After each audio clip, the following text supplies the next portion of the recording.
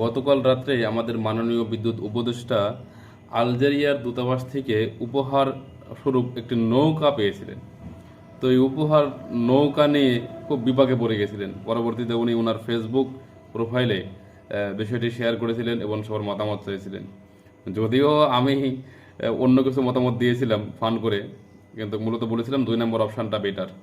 তো উনি 3টা অপশান দিয়েছিল, তার মধ্যে গ্রাহকের মতামতের ভিত্তিতে মানে সকলে যে মতামত দিয়েছে তার উপর ভিত্তি করে 2 নম্বর যে অপশান, যে রাষ্ট্রীয় কোষাগারে জমা দেওয়া, সেই অনুযায়ী উনি একটু আগে আবারও সেটা ওনার ফেসবুক প্রোফাইলে সবার জ্ঞাতার্থে জানিয়ে দিয়েছেন যে ওনার আলজেরিয়া দূতাবাস থেকে প্রাপ্ত নৌকা উপহারটি উনি রাষ্ট্রীয় কোষাগারে জমা দিয়েছেন, আলহামদুলিল্লাহ।